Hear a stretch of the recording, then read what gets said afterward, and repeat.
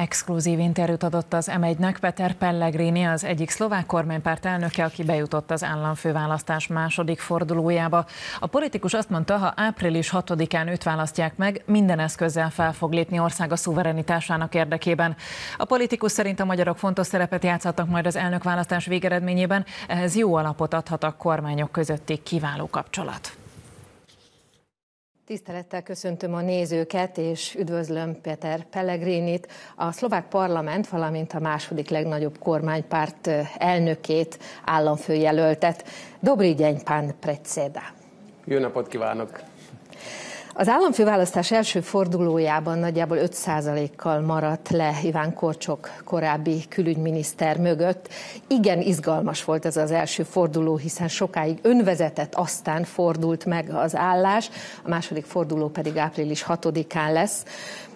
A beszélgetésünk apropója az, hogy Forró Krisztián, a Magyar Szövetség elnöke az ön javára lépett vissza. Április 6-a lesz tehát a második forduló napja, és ezt azért itt Pozsonyban is lehet érezni, hogy nagyon éles a kampány. Hol vannak az ön tartalékai? Áno, potvrdzujem, že ten súboj v prvom kole bol veľmi tesný, ale na druhej strane treba povedať aj to, že... Igen, igazolom azt, hogy az első körben nagyon szoros volt az eredmény, de a másik oldalról el kell mondanom azt is, hogy nagyon értékes szavazatokat tudott szerezni a másik jelölt, és azt várom, hogy az eredmény a második körben nagyon szoros lesz, de hiszek a győzelemben. És nagyon örülök annak, hogy valóban azoktól is tudok szavazatokat szerezni, akik nem jutottak be a második körbe. És köszönöm Forró úrnak, aki nyilvánosan kijelentette, hogy engem fog támogatni. Vannak nemzeti tájékozódású szavazók, akiknek nincs jelöltjük, és szeretném az ő szavazataikat. Tudom, hogy szükség van egy olyan elnökre, akinek első helyen Szlovákia lesz, és aki nem engedi meg, hogy Brüsszelből diktáljanak, anélkül, hogy mi nem mondjuk el, hogyan képzeljük el Európa működését. Nem engedjük meg, hogy elvegyék a vétójogunkat.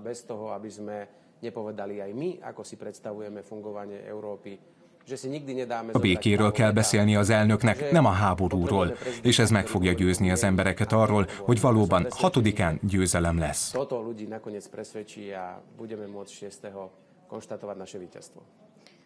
A békéről is fogunk még beszélni, és a vétójogról is. Az első fordulóban 9 jelöltre lehetett szavazni, és a negyedik lett Forró Krisztián, ahogyan ön is mondta, 2,9%-ot szerzett meg a voksok közül, és volt egy személyes találkozójuk is, amely után volt az a bizonyos sajtótájékoztató, amelyről ön is beszélt, ahol ő bejelentette, hogy az ön javára lép vissza. Szabad megtudni, hogy miről beszéltek ezen a találkozón? Musím povedať, že išlo veľmi priateľský, konštruktívny rozhovor, pretože s pánom Forrom a s celou maďarskou komunitou ja sa nestretávam prvýkrát. El kell mondanom, hogy nagyon baráti, konstruktív megbeszélés volt, mivel Forró úrral és az egész magyar közösséggel nem először találkozom. A vtedy nám to naozaj veľmi dobre fungovalo. Én a kormányban akkor voltam, amikor a szlovák kormány részét képezték a magyar közösség tagjai, és akkor nagyon jól működött az egész. Éppen ezért ma a magyar barátaimhoz nem csak azért beszélek, mert választások vannak, hanem reális tapasztalatokkal rendelkezünk, és Forró úrral beszéltünk arról is, hogy gondoskodni kell Szlovákia összes régiójáról.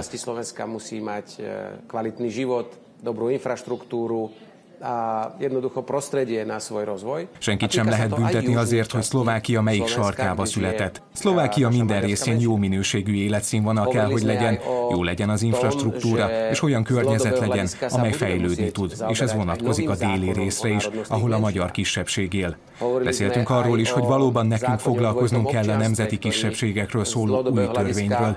Beszéltünk a kettős állampolgárság ügyéről, amely valamikor változást kell, hogy elérjen, hogy ne dramatizálja egyik vagy másik felet.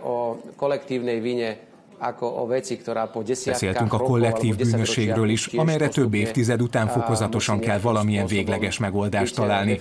Vannak rövidtávú feladatok, amelyeket azonnal meg kell oldanunk, és vannak hosszú távúak, ahol a párbeszédnek meg kell kezdődni.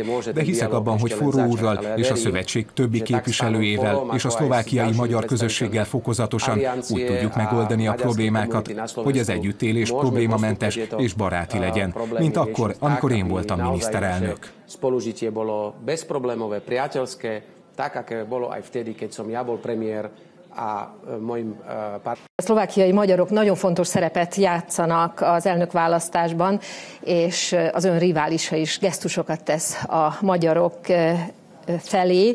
Miért szavazzanak a magyarok önre? Ugye említette a sajtótájékoztatót, amikor márciusban Magyarországon járt, és Orbán Viktorral közös sajtótájékoztatót tartott, és a miniszterelnök is arra utalt, hogy igen, jó a személyes viszonyuk, és azt reméli, hogy ez a jövőben is így marad. A veszélyek korában élünk. Istotne aj Slováci vidia, že žijeme v dobe ohrozenia, nebezpečenstiev. És ilyenkor a jó szomszédi kapcsolatok azok felértékelődnek. A v takomto období sú veľmi dôležité potom dobré susedské vzťahy. És szeretném rögtön az elején aláhúzni, hogy ígéretet tettem az elnök úrnak. A hneď na začiatku by som rád počiarkol, že som dal prísľub pánovi predsedovi, hogy Magyarország jövőben is mindent meg fog tenni annak érdekében, hogy jó szomszédja legyen Szlovákiának. Ja som presvedčený, že dobré kontakty medzi našimi vládami dávajú dobrý základ aj dobrému spolužitiu našich dvoch národov. Én meg vagyok róla győződve, hogy a jó kapcsolatok a kormányok között jó alapként szolgálnak a két nemzet jó együttéléséhez, és ez mindig is így volt. Amikor a szlovák miniszterelnök jó kapcsolatot ápolt a magyar miniszterelnökkel, a két nemzet együttélése teljesen feszültségmentes volt, és bizonyos dolgok előre haladtak. És éppen ezért nem hiszem azt, hogy a magyar közösségnek valami gesztusokat kell tenni azért, mert választások vannak. A magyar közösségről őszintén kell gondoskodnunk. Én nagyon örülök annak, hogy a kormányunk galántán tárgyalt, pont azon a területen, ahol a magyar kisebbség él, és ahol döntéseket hoztak arról, hogyan lehet segíteni a közösségeket pénzügyileg. Tervekben körgyűrűket, vízvezetékeket, csatornákat kell építeni, javítani kell az emberek életminőségét. Ez nem gesztus, hanem reális, valós segítség, amit minden állampolgárnak éreznie kell, tekintet nélkül arra, hogy milyen állampolgár. Bez rozdielu na to, akej národnosti sú. Ön gyakran a régiók felzárkóztatásáról beszél, és az ellenzék persze a kormányt azzal bírálja, hogy ezek csak szlogenek, valójában a gyakorlatban nem ülteti ezt át. Az ön riválisa Iván Korcsok is ezt állítja, vagy ezt mondja. Tudja-e ezt ön cáfolni, illetve milyen konkrét problémákat lát Szlovákia déli régióiban, ugye pont ott, ahol a magyarok laknak? Viete, pán Iván Korčok o tom len hovorí. My reálne robíme. Pretože pán Korčok bol 3,5 roka súčasťou vlády Igora Matoviča. Tej vlády, ktorá Slovensko... Iván Korcsok csak beszél róla, mi reális dolgokat teszünk. Korcsok úr 3,5 éve Igor Matovič kormányának a része volt, annak a kormánynak, amely Szlovákiában káoszt okozott. Úgy eladósította az országot, amilyenre még nem volt példa. 3,5 év alatt valóban semmit sem csináltak, amely a regionális különbségeket elhárította volna. Semmit sem tettek a magyar közösségekért. Mi elfogadtuk a határon átívelő együttműködést, több határátkelőt nyitottunk meg, új hidakat építettünk az Ipoly folyón. Nem olyan régen Szijjártó miniszter úrral nyitottunk meg egy újabb hidat, amely összeköti Szlovákiát és Magyarországot, és egyszerűsíti az emberek életét. Elfogadtuk a törvényt a községek kétnyelvű megnevezéséről. Érvényes az a törvény is, hogy a közlekedési táblák is már kétnyelvűek lesznek.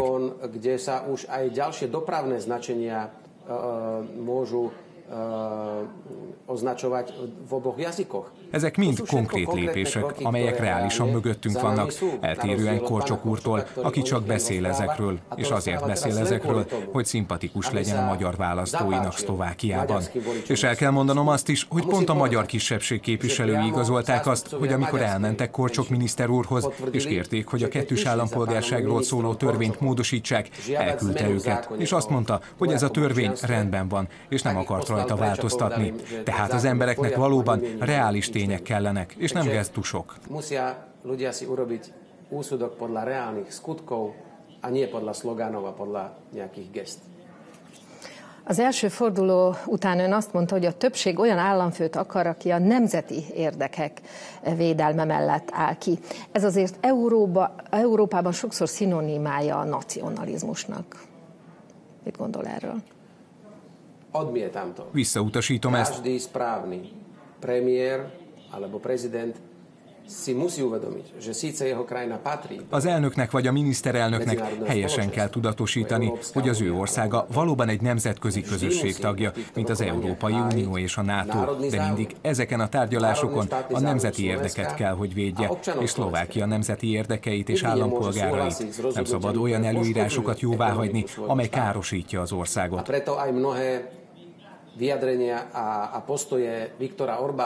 Orbán Viktor nyilatkozatait és hozzáállását nem úgy veszem, hogy ezek nacionalisták lennének, hanem úgy veszem, hogy ez egy olyan miniszterelnök hozzáállása, aki Magyarország érdekeit képviseli. És ugyanúgy képzelem el a mi külpolitikánkat, ahol a miniszterelnök Robert Fico azt mondja, hogy mi nemzetközi szervezetek részei leszünk, de szuverénként fogunk viselkedni, és nem leszünk rabszolgák, nem leszünk olyanok, akik azt várják, hogy Brüsszelből mire fognak utasítani. Ez nem nacionalizmus, ez nemzeti, állami és saját nemzeti érdekeink képviseletét jelenti. To je národnoštátne, to je zastupovanie a hájenie svojich národných záujmov. A tak to má byť. Mindannyian aggódva nézzük, ami Ukrajnában történik, és hát azért háborús szlogenekből az utóbbi hetekben, napokban nincsen hiány. Ön ugye láttam itt Pozsonyban is, hogy óriás plakáton is hirdeti, hogy nem küldünk katonákat Ukrajnába. Ha két ország, Magyarország és Szlovákia, amely egyébként mindkettő határos Ukrajnával, egységesen lép fel a béke pártján, az mennyire tudja Európában a béke hangját felerősíteni? No, tým, že necúvneme a neuhneme z tohto nášho postoja. Mi azáltal, hogy nem hátrálunk ki ebből a hozzáállásunkból? Én megértem azt, amikor a magyar parlamenti alelnökkel a V4-ek találkozóján Prágában oldalra tették, csak azért, hogy ő és én a békéről beszélünk. És arról beszéltünk, hogy Szlovákia nem fog fegyvert szállítani, nem fogunk részt venni a lőszerek közös vásárlásában Ukrajna részére, mert ez csak meghosszabbítja az öldöklést.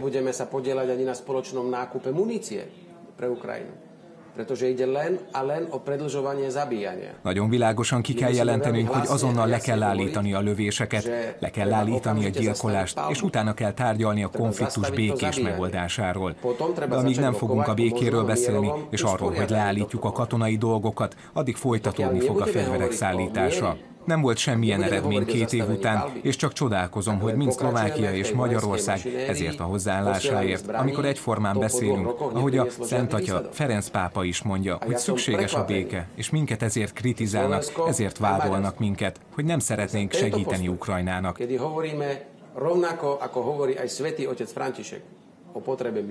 Visszautasítom, abszolút visszautasítom, és egyetértek a magyar miniszterelnök hozzáállásával, aki egyetlen katonát sem fog küldeni Ukrajnába, és visszautasítom Macron nézeteit is, hogy valamiféle kiképző egységek mennének Ukrajnába, vagy hogy európai vezetők már a háborúra készülnek Ukrajnában.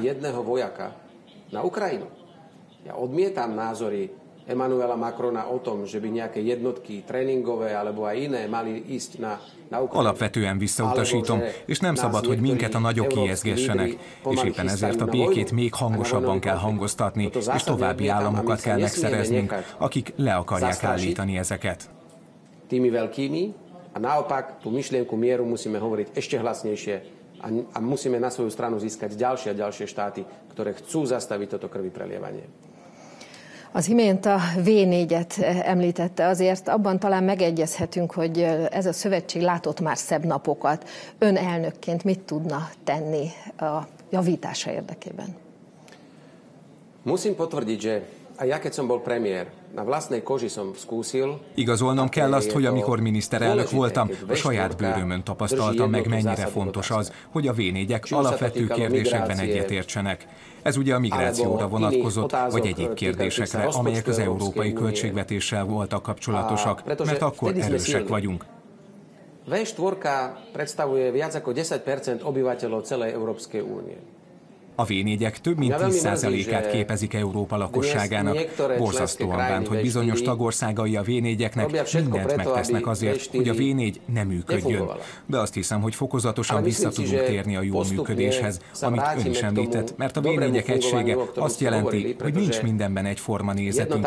Nekünk ott kell egységet alkotnunk, ahol egyforma a hozzáállásunk. Mindenkinek van saját érdeke, de az nem azt jelenti, hogy szét kell verni a V4-et. Tam, kde si každý máme svoje záujmy, môžeme ísť o samote, ale to neznamená, že sa V4 má rozbiť. Ja osobne som pripravený ďalej nadviazať na moju dobrú skúsenosť ako premiéra, kedy sme s pánom premiérom Babišom, s pánom premiérom Orbánom. Én személyesen fel vagyok készülve arra, hogy a jó tapasztalatokra kapcsolódjak, amikor Babiš, Orbán és Morawiecki miniszterelnökökkel nagyon erős csapatot alkottunk, és sikerült mindig a közép-európai régiónak megszerezni azt, amire szükségünk volt. És éppen ezért, ha megválasztanának elnöknek, akkor igyekezni fogok, hogy erőre kapjon a V4, és mindenhol, ahol szükségünk van, a régiónak valamit elérni Brüsszelben, hogy egységesen lépjünk fel, mert ellenkező esetben bizonyos országok még örülhetnek, hogy a V4-ek ma nem olyan állapotban vannak, mivel hogy utána a saját érdekeiket könnyebben tudják véghez vinni. Pretože potom môžu presadzovať svoje záujmy ľahšie, ako keď sa im bránime ako 4 krajiny dokopy. És akkor beszéljünk az EU-s vétójogról is, hogy ez önnek fontos, azt is mutatja, hogy még tegnap este is a közösségi médiában posztolt erről a kérdésről, és amikor az a bizonyos sajtótájékoztató volt Budapesten, ott Orbán Viktor is mondta, hogy meg kell őriznünk a szuverenitást. Brüsszelben el akarják venni a tagállamoktól azt a jogot, hogy bizonyos kérdésekben egyhangúságnak kelljen lennie, és vétójogunk lehessen. Totiž v Bruseli nám chcú, teda členským krajinám, odobrať to právo, aby pri hlasovaní bola potrebná jednohlasnosť alebo právo veta. Ideértve a külpolitikát is. A vrátane samozrejme aj zahraničnej politiky. Ebben az ügyben mind a ketten a szuverenitás talaján állunk. Môj protikandidát Ivan Korčok povedal pred niekoľkými týždňami, že v záujme posilnenia Európskej únie. Korcsok, a másik elnök jelölt pár héttel ezelőtt azt mondta, hogy az Európai Unió megerősítése érdekében el tudja képzelni, hogy Szlovákiának és más országoknak elengedjük a vétójogát bizonyos területeken. Abszolút elfogadhatatlan ez. Az Európai Uniónak úgy kell működnie, hogy egy kis országnak is ugyanannyi szavazati joga és hangja van, mint a többinek. Ha átadnánk a vétójogot Brüsszelnek, akkor a szuverenitásunkat veszítenénk el, mert utána csak azok lennénk, akik a nagy országoknak szót fogadnak. Tehát ezt nem engedhetjük meg, és éppen ezért világosan kijelentem, hogy mint elnök sosem értenék egyet azzal, hogy Szlovákia elveszítse a vétójogát, mind a külpolitika vagy a biztonságpolitika. Ez megengedhetetlen, és ez lenne a szuverenitás elvesztésének kezdete, mint EU tagországnak, és ez lenne az egész Európai Unió egész projektjének a vége.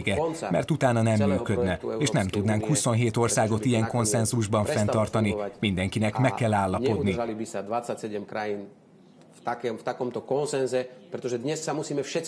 Ha ez nem sikerül, akkor a nagy országok diktátumai lennének érvényesek, és abszolút elveszítenénk a jogot arra, hogyan néz neki Európa. Tak my už potom by sme stratili absolútne právo rozhodovať o tom, ako bude vyzerať Európa. Ön is utalt arra Budapesten, hogy fontos kérdésekben egyezik a magyar és a szlovák kormány véleménye. Melyek azok a sarokpontok, azok a témakörök, amelyekben látja még az előrelépés lehetőségét is? Gondolok itt elsősorban az energiabiztonság vagy a határvédelem kérdésére. Je dôležité, aby sme sa sústredili na spoluprácu, nie len východ-západ. Nagyon fontos az, hogy összpontosítsunk az együttműködésre, ne csak a nyugat-kelet, hanem folytassuk a projektet, amelyek észak-délben vannak. Pokračovali v projektoch ďalšieho prepájania našich energetických sústav. Rendkívül fontos részemről, hogy folytassuk a projekteket az energetikai rendszerek összekapcsolásában. Nagyon jó hír, hogy Magyarországgal összekapcsoltuk a gázrendszerünket. Egyúttal megerősítettük az elektromos átviteli rendszert Magyarország felé, mert az energetikai krízis megmutatta azt, hogy beruháznunk kell energiaforrásokba. Tak myslím, ako Maďarsko aj Slovensko patrí k krajinám, ktoré preferujú aj atómovú energiu, nukleárnu. Azt hiszem, hogy Magyarország és Szlovákia is olyan országok közé tartoznak, amelyek preferálják a nukleáris energiát, és nagyon örülök annak, hogy sikerült Brüsszelben azt elismertetni, hogy ez fenntartható energia, és olyan energia, amely nem bocsát ki szénmonoxidot.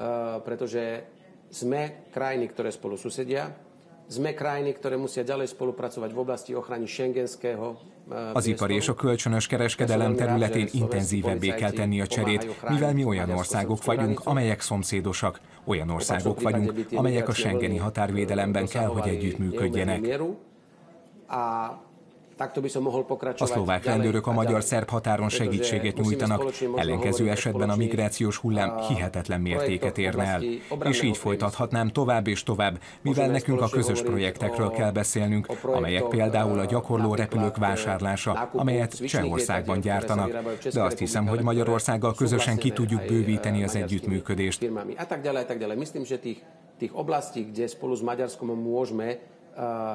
Rengeteg ilyen terület van, és nagyon örülök annak, hogy a kormányaink élén tapasztalt politikusok vannak, akik hosszú ideje dolgoznak már, és barátként tudnak együtt tárgyalni. Ez megadja az alapot annak, hogy ha bármiféle probléma jön, azt meg tudják oldani.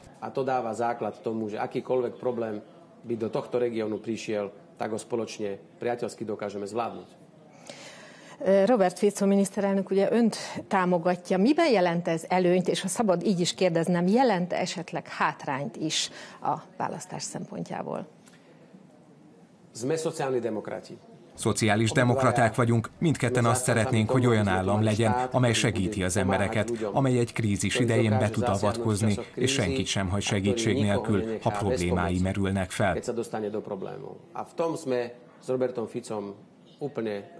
Ebben teljesen egyformák vagyunk Robert Ficóval, még akkor is, ha Robert Fico már 4. alkalommal lett miniszterelnök, és néha kontraverziót kelt, és az emberek egy része nem szereti, de a másik oldalon egy olyan emberről van szó, aki újból megnyerte a választásokat, és az ország lakosságának legnagyobb bizalmát élvezi egy parlamenti választásnál.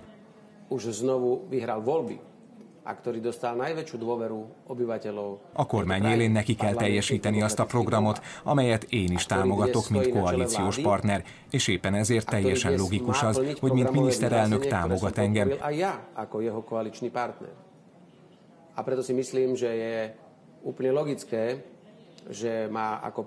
Meg vagyok róla győződve, hogy a Smer politikai párt választói eljönnek április 6-án, és támogatni fogják azt a jelöltet, aki azon értékeket támogatja, amelyet egy büszke elnöknek kell támogatni.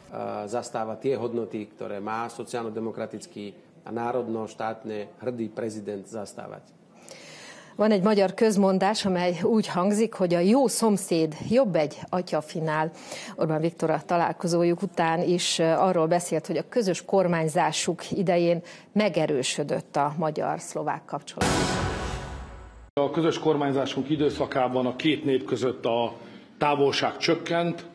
Môžeme povedať, že počas nášho spoločného vládnutia vzdialenosti medzi našimi dvomi národmi sa znížil. A barátság erősödött. Priateľstvo sa posilnilo. És megtaláltuk azokat a közös pontokat, amire föl lehet építeni a közös jó szomszédi viszonyt. A sme si našli tie styčné body, o ktoré môžeme vybudovať tie spoločné politiky. Boldog lennék, hogyha ez még sokáig így lenne, és folytathatnánk az együttműködést.